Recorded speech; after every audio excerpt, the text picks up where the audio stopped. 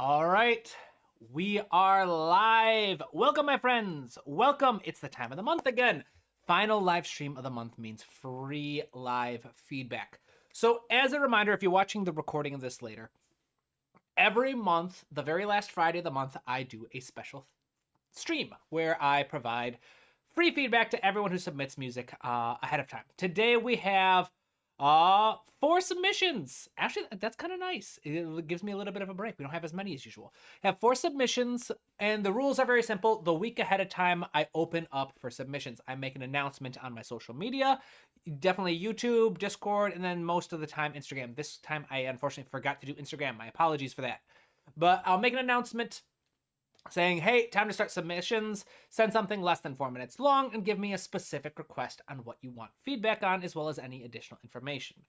So if you are interested in getting free feedback in a future live stream, the next one will be April 24th. It's the final Friday of April. So mark your calendar. The 20th is when submissions will open, and you can start sending stuff. You're always welcome to send stuff ahead of time earlier. There's just no guarantee that I'll remember, because that final week is the week that I actively start looking for people. All right, but let's get started. So first off, we have Joe Cook requests. My main question would be about the transitions between each section. Is there anything I can do to make the transitions smoother in future compositions? Additional information. The piece was written as a kind of score for a film scene with annotations above the musical notation describing the scene. Awesome. So it's a programmatic piece of music. Wonderful. So programmatic music. So film music that doesn't have a film is called program music, or it's technically a type of program music. Programmatic music equals any music that tells a specific story or was composed with a specific story in mind. So film music, operas, musical theater, ballets, symphonic suites, symphonic poems, any kind of that kind of music where it tells a specific story is called programmatic music or program music. Non-programmatic music is the opposite. Any music that was composed with no specific story in mind or isn't intended to tell a story. So, for example, an argument could be made that trailer music is non-programmatic at its heart. Trailer music is not written with a specific story in mind. It is written to accompany a story, a movie trailer, but it doesn't have a specific trailer in mind when it's written. It gets written, submitted to a library, and the music editors select the ones that they like or the pieces of ones that they like. But things like traditional classical music, symphonies prior to the Romantic era, Baroque period music, all these things that were not opera, were basically examples of non-programmatic music, but you all know that already. Shipshankar, welcome, my friend. Hey, recently I started to write a book on Western notation, and I'll publish it. I need your suggestions and tips for it as you're really experienced in book writing. Thank you, my friend. So you're looking for Western notation, as in Western European, typical classical music, sheet music notation? Good for you. So my suggestions and tips for writing new books before we get started on this. My process. I'm going to share this, actually. My process for writing books. All right. As you know, I've written a lot of books. Most recently, the 3rd edition of my textbook came out, 460 pages that teaches you everything you need to know about composing music. Everything from reading and writing sheet music to mixing your music to composing, arranging, harmony, melody writing, counterpoint, all that cool stuff. But my process for writing books is I always start by listing everything I want to share / teach. So I make a list. Every single thing I want to include in this book. Every little thing, no matter how small or how big. Then I organize that list into the order I think I would like to teach it / share it in. So for this book, I made a list at the time of every single technique I knew. I wrote this originally in 2022, I think, was the second edition. First edition was much smaller. First edition, I got the first edition right here, is a small little manifesto on my approach to storytelling with music. But the big one had a whole bunch of, I made a list of every harmonic technique I knew, or most harmonic techniques, most of the melodic techniques, most of the arranging and orchestration techniques, most of the mixing, most of the sequencing, basically everything that I wanted to share. And then I organized it all saying, I think if I wanted to teach all this, I would organize it in this way. All right. Once I organized my list, I then start to break it down into an outline. Notes. Which topics belong in which chapter? Which ideas, metaphors, thoughts, instincts, etc. do I have for each topic? Basically, just if I thought like, hey, I would like to try to use this, or I try to take that, basically fill it out. And then once I have my outline, I write it. So I spent a while building the outline for this textbook. And then I wrote all 400 pages of the original in 2 weeks due to the magic of this system and being neurodivergent. I have severe ADHD, and so it was a major hyperfixation getting the first book done, which I've got the copy around here somewhere. Where is it? It's on my bookshelf. 1 second. This one. This one was 400 pages long. The new one is 460, so I added 60 new pages. I got this one done in 2 weeks.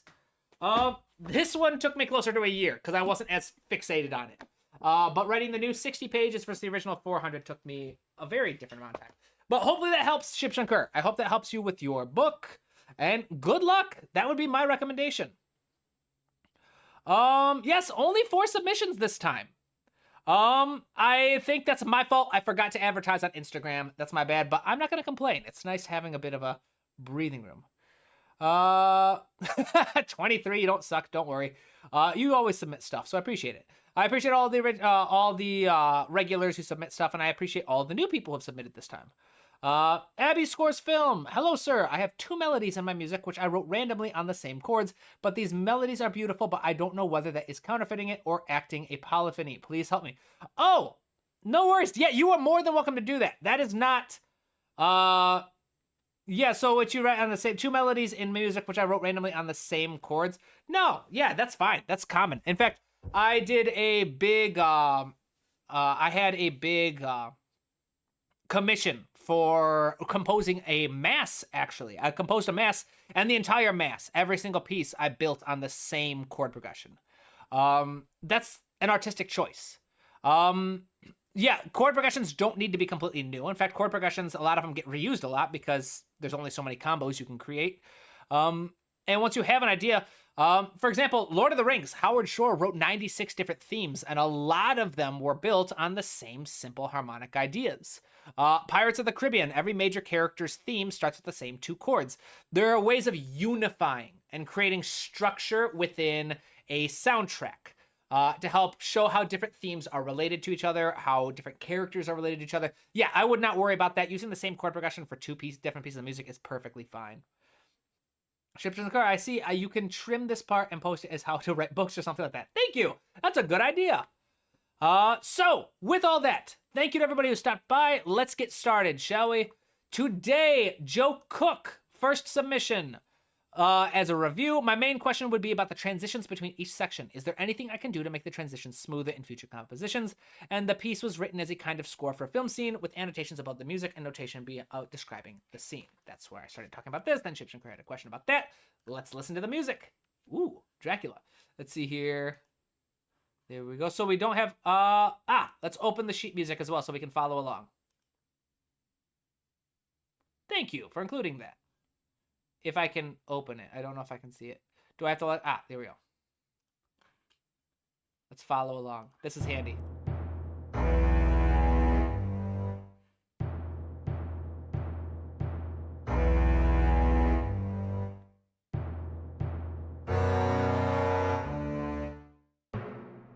I like this.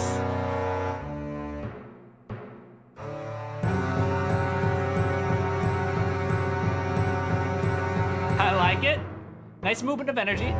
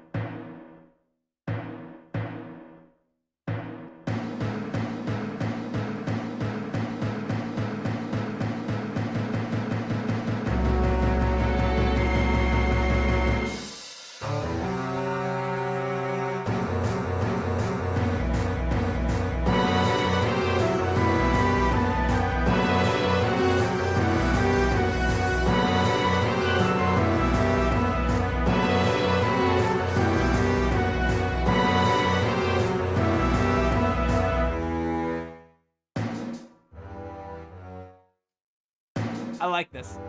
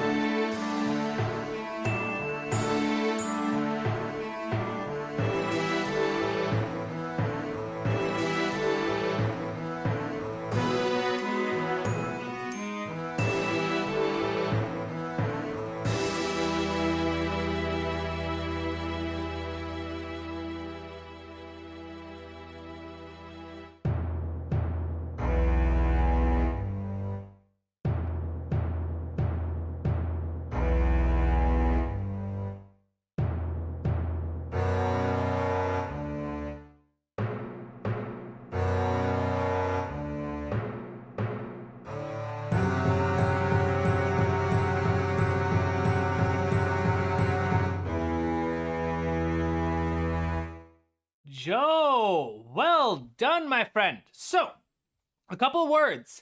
A couple things that we can provide feedback on here. Wonderful work, fantastic storytelling with your music. You have a great instinct for this. The transitions felt great.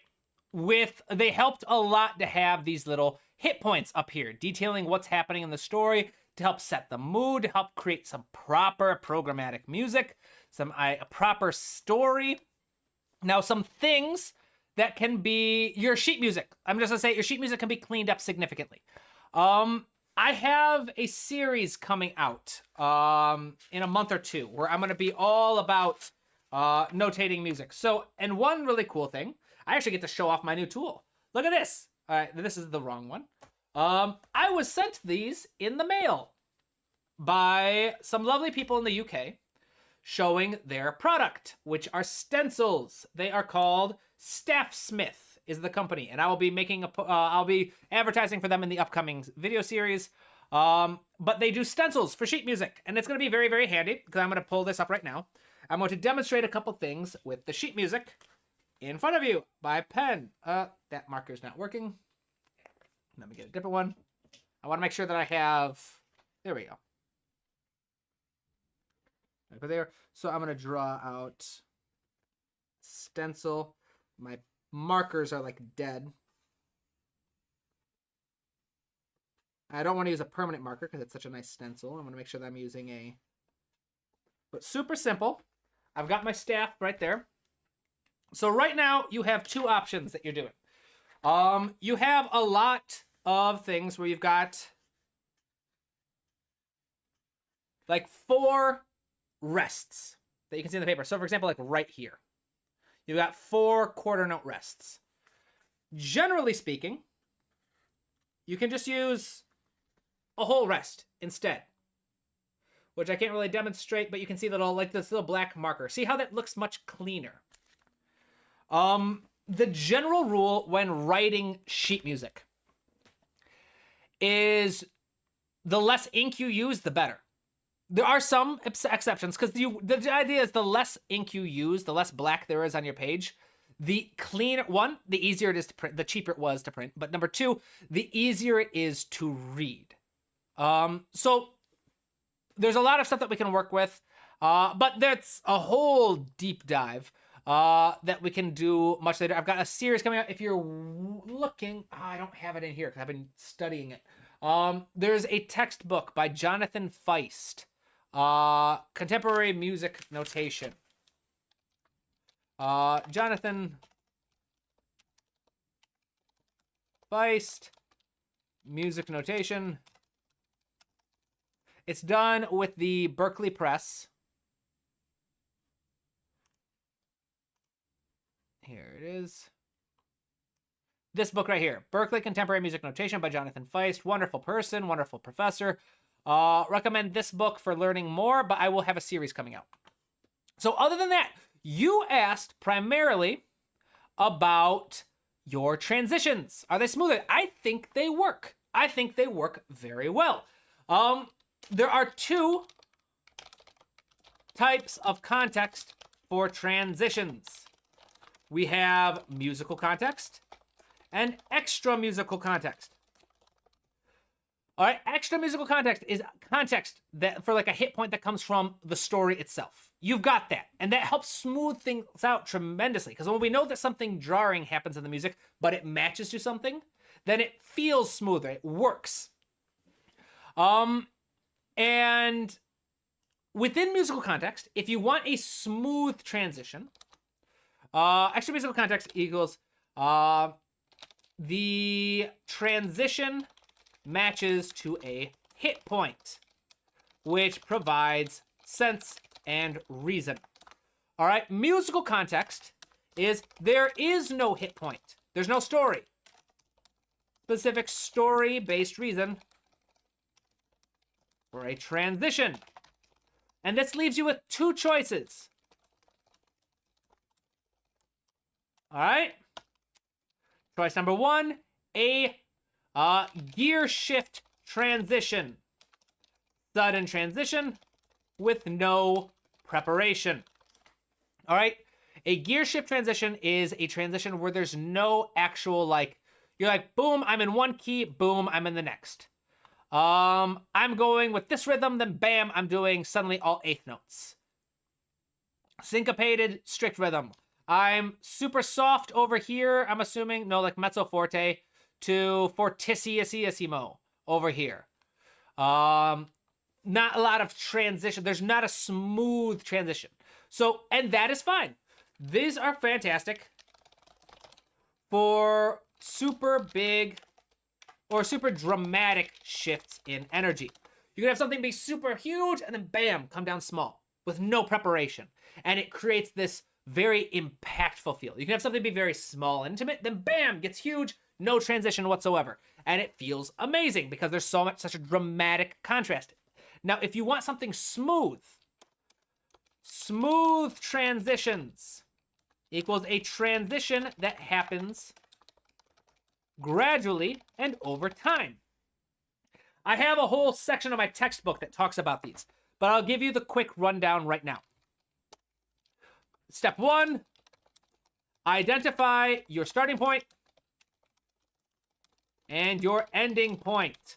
All right, basically, where are you starting and what's the music like? Where are you ending and what's the music like? Step two, describe the 2 points. How do they differ across the various parameters of music? Things like tempo. How are they different tempo?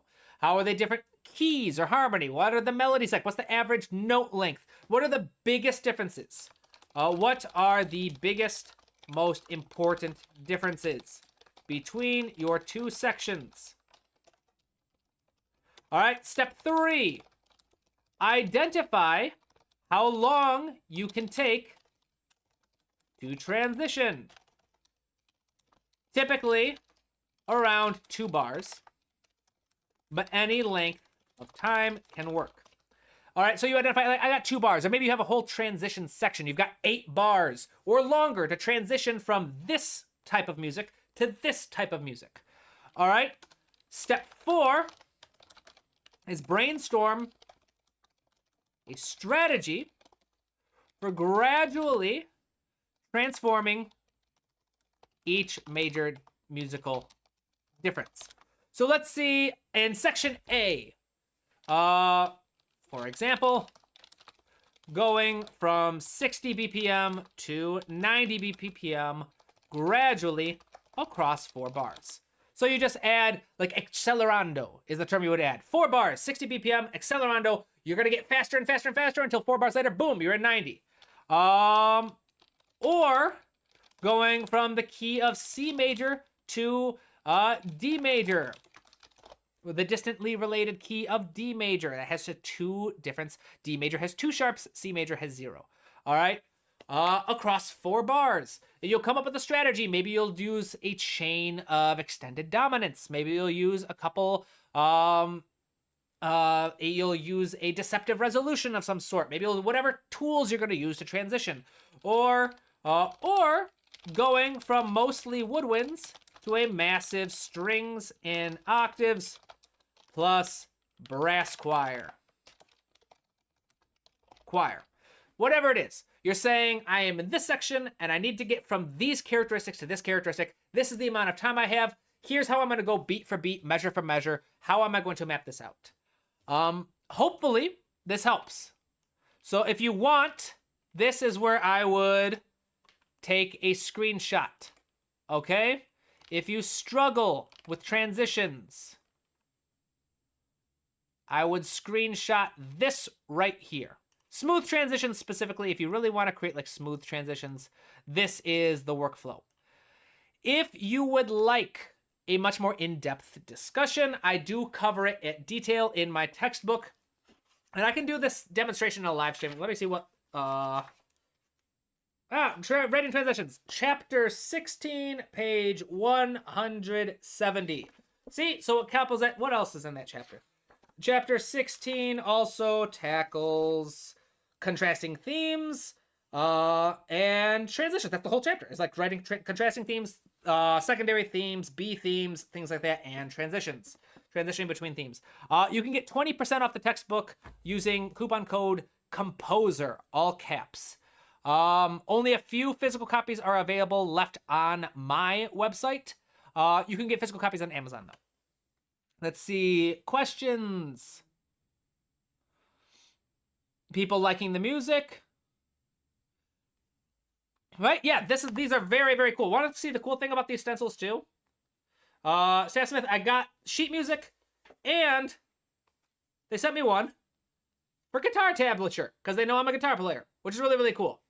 They're affordable, they're high quality, they're nice, and they're going to be most likely sponsoring the sheet music notation series that I'll be releasing in a couple months. So keep an eye out for that. There'll be an affiliate code, so you can get a cool gift and support the channel at the same time.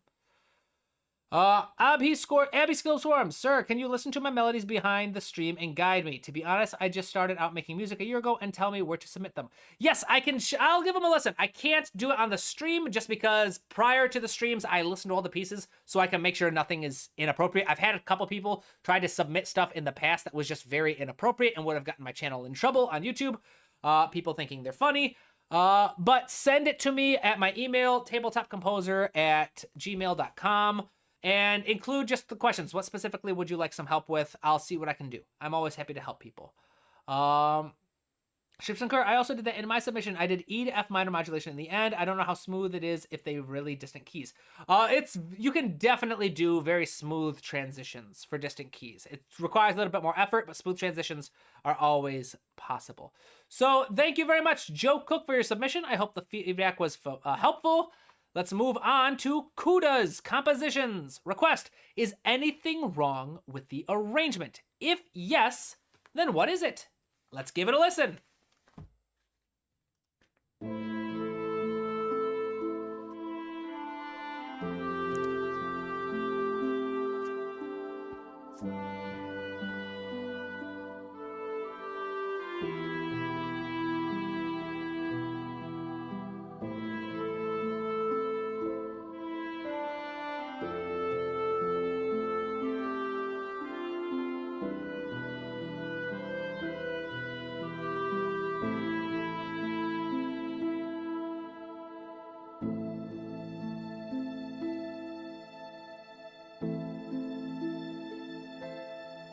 This is beautiful. Ooh, very nice.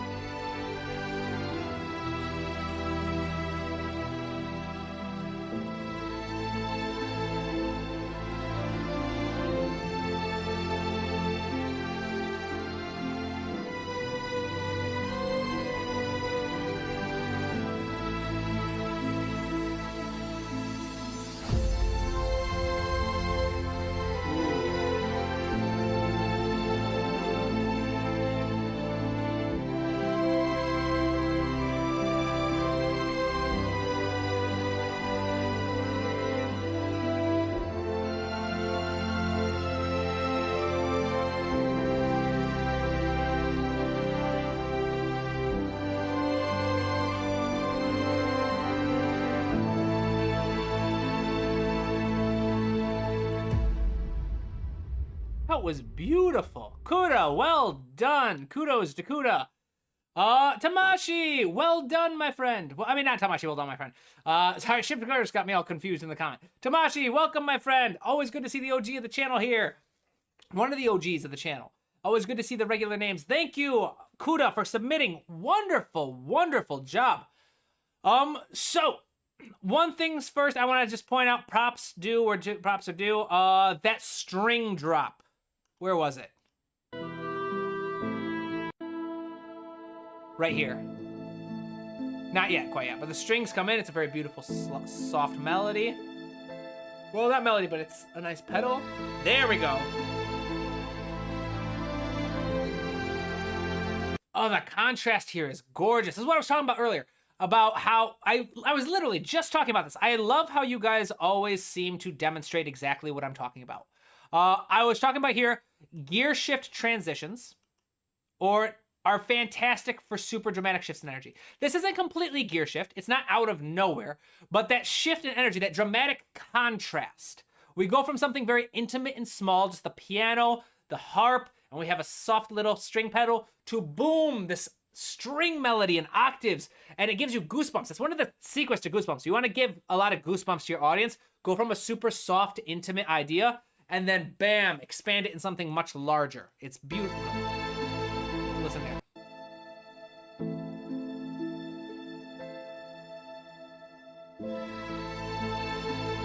Beautiful, well done.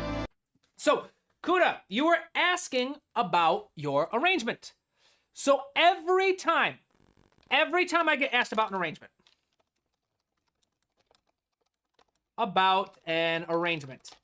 I consider three things.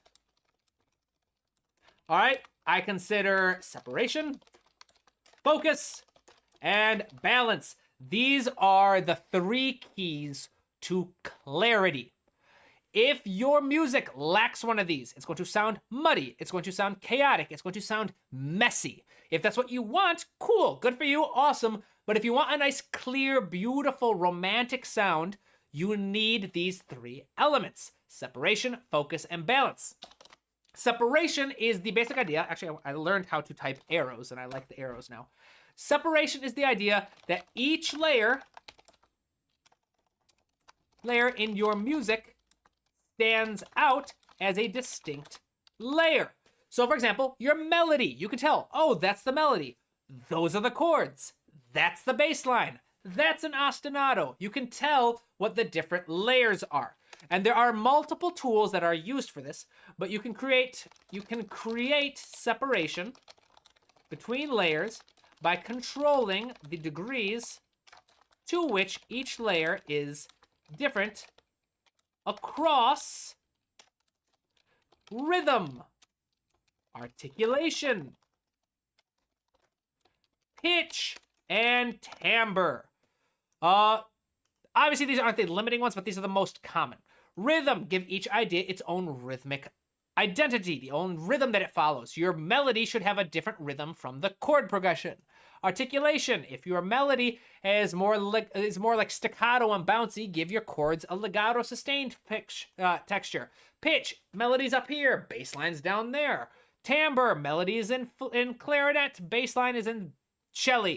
They have different sounds. So the idea that you can use these, the more of these you use to distinguish two different layers, the more separate they sound, the more unique they sound. So you can tell, oh, that's my bass line, that's my melody, because they have different rhythms, they have different articulations, they have different pitches, and they have different timbre. All right? The more they have in common, the more they sound related to each other. So maybe rhythm, pitch, and timbre are all different, but they're both legato. They're still mostly different, only a little in relationship. Maybe they're almost entirely identical, like the different voices of a chord progression. The reason why a chord progression sounds like a chord progression and not a bunch of individual lines is they have identical rhythm. They tend to have identical articulation. Their pitch is all relatively similar because they're all within the same octave or so. And the timbre, they're usually played by the same instruments. See how that works? So once you have focus, once you have separation, the next idea is focus. Focus is the concept of once the layers are all separated They are organized across a clear hierarchy of foreground, midground, and background. All right, I spelled hierarchy wrong. Foreground equals the layer you want your audience to pay the most attention to. For example, the melody. Background equals every layer responsible for providing the foreground with its personality and color. So like chord progressions, the same melody harmonized multiple different ways can have a completely different personality. A bass line is super important, e.g. harmony and bass line. Midground equals the layers that contribute personality to the music, but are not vital to the foreground. So things like ear candy, things like maybe a counter melody, something that if you removed it, yeah, it would change the personality of your music, but the foreground, your melody would not change personalities. It would be fine. All right. Now the tools for this are 3 in number. Novel change / novelty, activity, and pitch. And these themselves follow a very strict hierarchy. Something new, something that just enters, something that develops over time and isn't super repetitive, demands a lot of attention. The less repetitive something is, the newer something is, the more attention it demands. Activity. If something is established as repetitive, it'll fall into the background. Something rhythmically active that is repetitive will demand more attention than something of the same level of novelty, but less rhythmically active. And then all things being equal, pitch is the deciding factor, with higher pitches demanding more attention than lower pitches. 7.5 times out of 10. If your music sounds cluttered or messy, it's because you've lost focus. This is the most common issue I run into with my students. It's the most common issue I help people overcome with arranging, is a lack of focus on their ideas. Then balance is just the simple idea. If you have separation and focus, then each layer should be well balanced. Approximately the same level of strength / volume. Many beginners push back on this, and they're like, wait, shouldn't the background materials be less powerful than the foreground materials? No, it's going to sound very out of balance, because if you have focus and separation, there's no point in keeping them separate by dynamics and power. If you already have clear focus and clear separation, notice how dynamics is not included in one of these tools. If you've already got focus and separation, what is the point of having a super soft bass line when your melody is super strong? It's just going to make your music sound weird. If you look at hundreds of years worth of incredible music, you'll find that once focus and separation are accomplished, balance becomes, they should just make everything equally powerful, equally present. If you want to learn more about this, obviously, check out my textbook. I have an entire chapter dedicated to just these 3 things. In the part about orchestration, my book is separated into 3 parts. One book, 3 parts. Part 1 is about harmony and melody and music theory. Part number 2 is about melody writing and structure and writing full-length pieces and sketching them. And then part 3 is about arranging, orchestrating, mixing, realistic MIDI performances, stuff like that. You can check it out. Coupon code COMPOSER, all caps, gets you 20% off my website. But you can also, if you don't got the money, you can get a free of orchestration. Actually, I want to see 3 pillars of orchestration. Boom! I am the top result. Look at that. 3 pillars of orchestration. Didn't even put my name in. I'm the top result. That makes me feel proud. Check it out. This video breaks it down. Got little Mozart and John Williams there. Masters of orchestration. Check it out. This video, it's less than 12 minutes, and it'll break down this concept in very big detail. Kuda, all that to say, you did very well with these. They're very nice. That was maybe a bit of a long way to say that, but you did very well with this. 3 pillars. I listened to it for your arrangement. It sounds great. You've got great clarity. It doesn't sound crazy weird. One thing that you can improve is the realistic nature of your instruments. Very specifically, your wind instruments need to breathe. The first minute or so, this clarinet, if you listen to this clarinet, there are no breath breaks. The clarinet just goes all the way through. A little breath there, about there.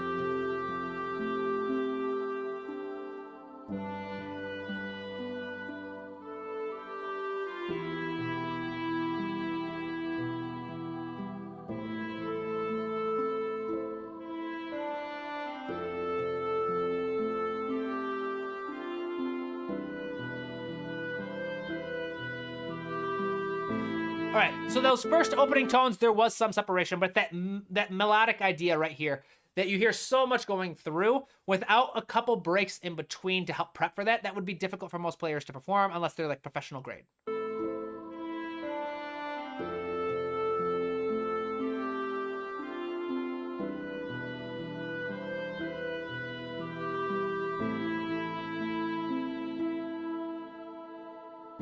So a couple notes, that's about 30 seconds of playing without breath. There's a couple moments over here, but you can accentuate that a little bit. So if I was being picky, that's what I would get at. Other than that, arrangement sounds good. You can work on the realism of a couple of the performances, but you should be very proud of this piece, my friend. Well done. Let me check the comments. Joe Cook, happy to help. Always, I enjoy it. Ad hoc, welcome, my friend. Good to see you in the comments. All right, let's jump into our third submission. Wadi. My question is, how do I improve my transitions? We did that. The piece goes from low energy to high, then back to low, but I feel like it's kind of jarring. I'd also appreciate any other feedback. Thanks so much. So I already discussed transitions. So I'm going to hopefully, I don't have much more that I can add there, unless you guys wanted me to demonstrate. But I don't usually do demonstrations during this stream, since the focus is on you guys. But if you guys want a demonstration on transitions, I don't think I've done one in the live stream for a long time. That's something I could help with down the line. But let's see what else we can come up with for Wadi, shall we? Bong, bong, bong, bong.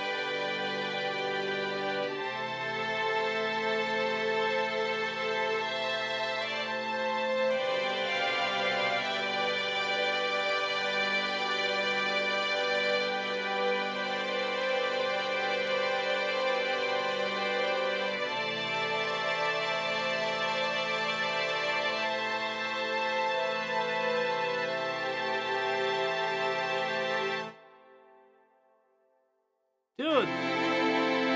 Sorry.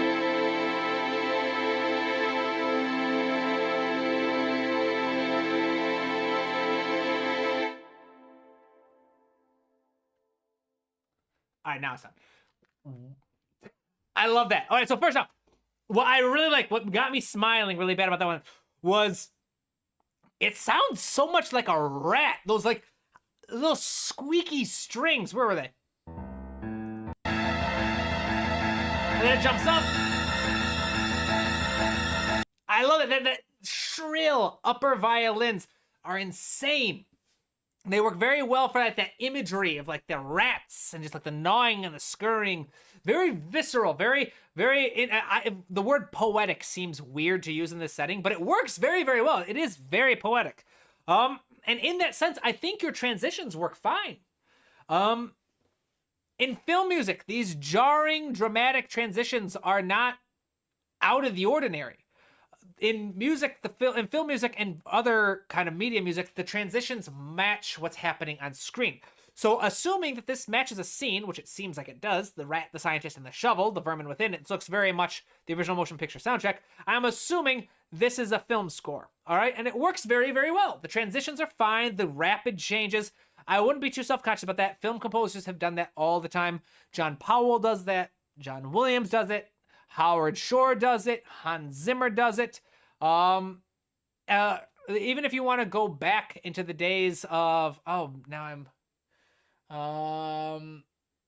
was his name? Bernard Herrmann did it quite a bit in like Psycho. There's lots of sudden jarring changes that as long as it matches with a hit point, as long as that shift in the music matches a shift with something on screen or in the story, you're good. Instead, I think the biggest impact that could dramatically improve this is your use of dynamics in your music. I'm going to go on a limb and assume this was performed in notation software. Let me listen to it again.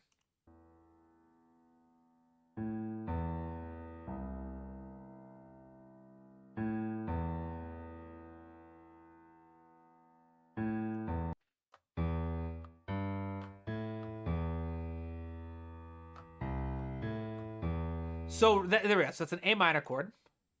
Let's pull this up real quick. I'm going to demonstrate a couple different things we can do. Right off the bat, I'm going to assume this is in notation software because the velocity is identical. If it's not in notation software, I'm going to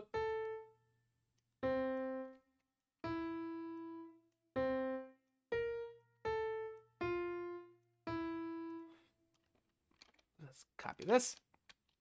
If it's not, then this is what you just did. You penciled it in. Let's cut this in half, actually.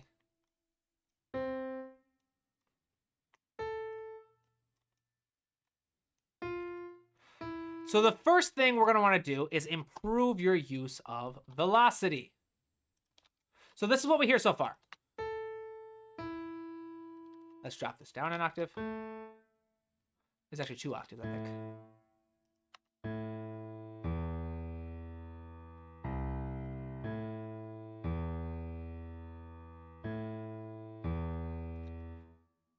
And then, but now watch what happens if I record it. We're going to record 2 different version of me playing it now.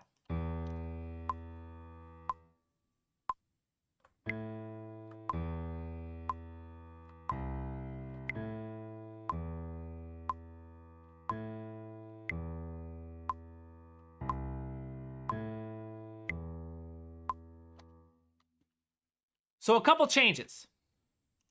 First, you're going to notice that I'm not quite entirely on the beat. And that's fine. That's normal. That's what you want. That's human. Secondly, look at this. All this variability. Let's listen to them back to back.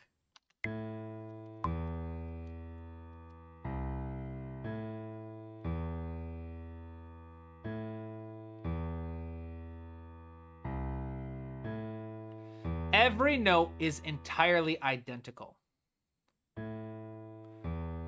These are more. Some are softer, some are louder.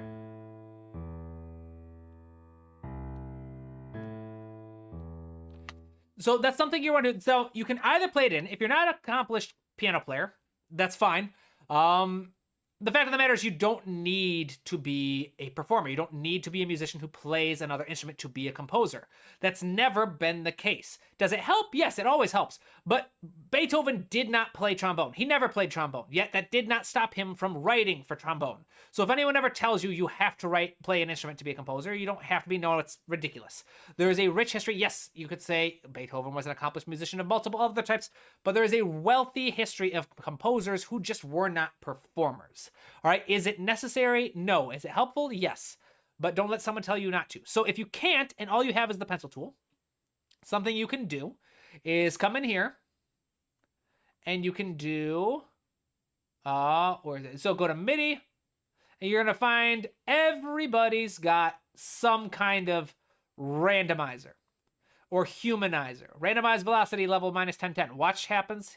Straight line. Pow. We got some humanized nature to it now.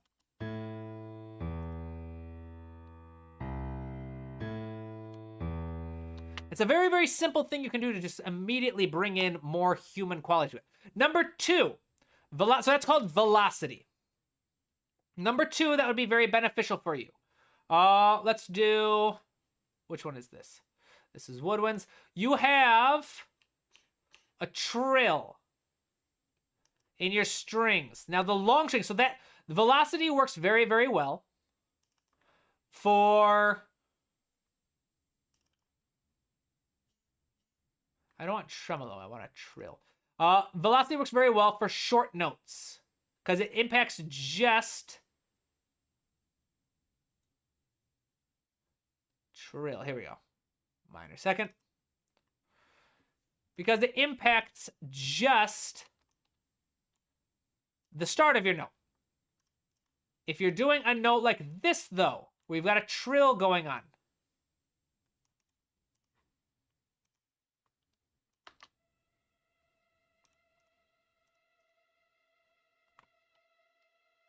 Something you can do, let's crank this up actually a little bit.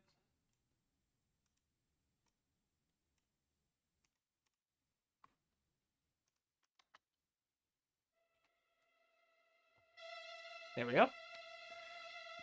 This is nice. This is good. It establishes tension. But generally speaking,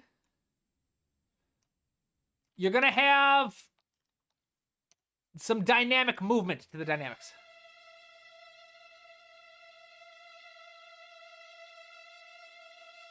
Come back down a little bit. Going to get bigger.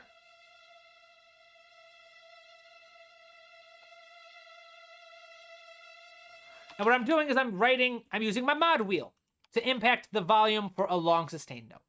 So just these variabilities, just adding a little bit, nothing crazy, just up and down, add like a breathing pattern, increase, go down, trust your instincts. Imagine that you were singing this part.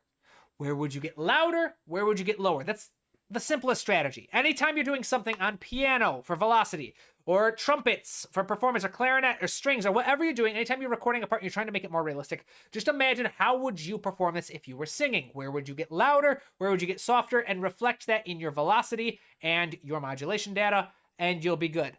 These are the biggest 2 things you can do, my friend, to improve this piece. Your transitions are fine. They work very well for film music. I wouldn't worry about it. I already explained how to do transitions earlier, but the impact would be the biggest for you. Now, it does sound like you're using notation software, possibly MuseScore if you're just getting started. I use MuseScore. MuseScore is fantastic. I love MuseScore. MuseScore has replaced Finale for me. It's that good. But there are still some things that you can do to help improve if you have a DAW, or if you want, there are certain ways you can go under the hood in MuseScore to manipulate velocity and modulation data. These are going to be the biggest things. Now, I do have a class coming out. I've got all the scripts written. I am currently working on a piece that I will use as a demonstration. And once I start recording, I have a volunteer who's helping me to edit, which reminds me, I have a lot of stuff coming out. It's getting backlogged. I unfortunately don't have a budget to pay anyone at the moment, but I had a couple people say that they would be willing to help volunteer, to help get me pushing more content more frequently because they find it very valuable. So if you are interested in volunteering to help edit some of my videos, nothing crazy, we're not looking for anything like huge animations or thing, just basically I do the preliminary edit of chopping up my recordings. If you would be interested in adding the notes on screen, reach out to me in Discord, email, or Instagram. I'm getting the list of like volunteers together for that. To help put my 2 classes out, I've got the free class on grading realistic MIDI performances where I will do a lot more in detail on this material, as well as the free class on reading, writing sheet music. And they will both be posted to YouTube, and they will be added to the Academy, which is where I host all of my free classes, as you can see here. Let's zoom out a little bit. You can see, yeah, I've got 6 classes so far. Well, technically 5.5. The synthesizers class is being updated weekly. But the other 5 classes, harmony, melody, orchestration, arranging, and mixing, are all complete and free. You can sign up, don't get charged at all. If you can, donations are always welcome to help support the production of future free classes. But it's my attempt to create a free music school with high quality education, so people don't have to spend $10,000 a month to go to music school. But also, if you get impatient, all the lessons can be found in my textbook, in realistic MIDI performances, as well as the sheet music lessons are all in my textbook. 20% off using coupon code COMPOSER, all caps. So well done, Wadi. This leaves us with Shiv Shankar Roy, one of the regulars of the channel. Let me double check the comments.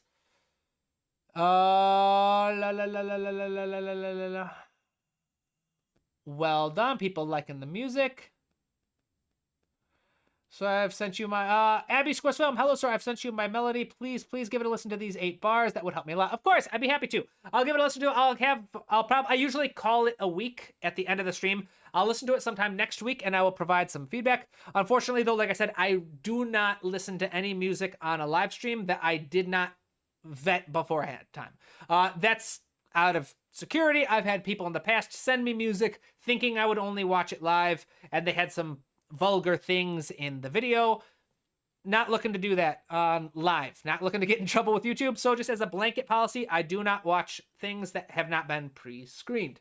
But I'll share some thoughts next week. So thank you for sharing that. 23. I've written for a lot of instruments, but never saxophone. I've written for saxophone a couple times. It's fun, but it's tricky to find a good sound library for saxophones. Basically, in a measure, the first note is the heaviest and the last note is the lightest. That is nice, ad hoc. Yep, 23. That's another way that you can use it. Use the Guitar Pro as your notation or MIDI writing software. MuseScore is very nice. I really, really like MuseScore. It has improved dramatically. I've been using MuseScore since high school, which was like the early 2010s. So it's been incredible seeing how dramatically they've improved. Sending the same piano. Shiv Shankar, are you okay that I keep sending the same piano concerto? I mean the same project. Oh yeah, that's fine. You can send the same piece, like a work in progress, as long as it's not the same exact video. I don't really have much I can offer on like the same exact video, but you are more than welcome to send the same piece with like project updates. So requests from Shiv Shankar. How does the E major to F minor modulation in the end? Is it too smooth or too noticeable? Am I too harsh with the orchestration? Is it too difficult to play? Is it expressive and heart-wrenching enough? How is the orchestration, harmony, and overall music? This might be slightly longer than the 4-minute mark, not ridiculously big. We only got 4 submissions this week, so I don't mind going over a little bit. This is the same piano concerto I'm currently working on. It's not complete yet. I still need to polish the sound and some chords. Some recommendations may be helpful on it, and I'm finally going to perform it on my 19th birthday. Ooh, congratulations. That'll be exciting. Let's give it a listen.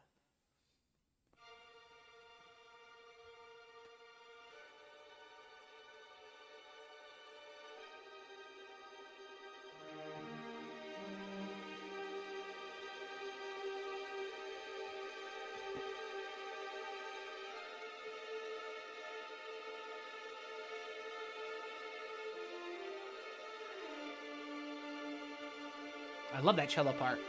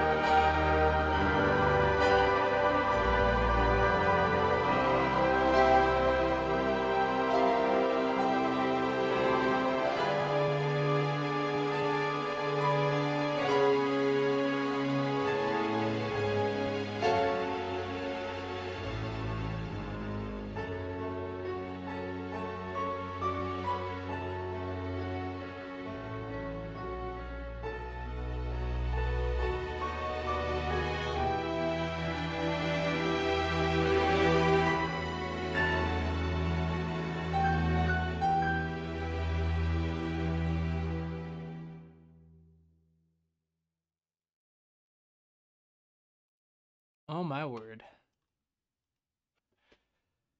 Shipshaker, I got no notes. That's beautiful, my friend.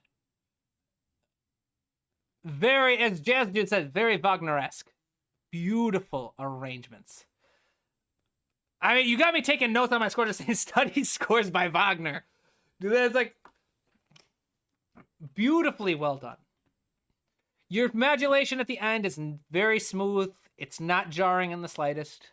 Orchestration is beautiful. I don't think it's too difficult to play. The sounds, I would have to see the sheet music for specific parts to see if you're going through any technical difficulties, like going too quickly between a B flat 4 and a B natural 4 on a clarinet. It is very, very expressive, extremely romantic in its sound, and everything, all in all, is just breathtaking. Well done. All right. I wish I had more to offer you, dude. At this point, you've taken all my advice on this piece and run away with it. You've surpassed anything I could offer you at this point. So wonderful work. Wonderful work, everyone who submitted this week. Thank you, everyone. Thank you for an active comment section. Wonderful work, everyone. Man, just fantastic. Beautiful work, everyone. Thank you for your submissions. I'm going to call it a day. I am in awe. Wonderful work, Shipshaker. Make sure you record the performance. I would love to see it. Even if you don't post it, I would love it if you would send me a recording of your performance. That would be incredible to see. Thank you to everyone who submitted. I hope you all have a wonderful weekend. Don't forget the next live stream feedback will be April 24th. So mark your calendars for the 20th. April 20th is when I will be accepting submissions for the next live feedback. All right, as usual, if you'd like to show support for the channel, consider becoming a patron or a channel member. Check out my bookshop. You can find products. There is a limited edition number of physical copies available on my books. I will start shipping them in the first week of April. After that, all the copies come with a free version of the first edition because I found a box of those when I was cleaning out the basement. And so I just think it'd be kind of fun to have a full kind of idea of like tabletop history. The very first book I ever wrote back in 2021. You can get ebook copies here as well as download the very first 2 chapters and the table of contents with this link right here. So you can see whether or not my writing style and the way the book is structured is a good fit for you or not. Check it out. I also take I teach private lessons.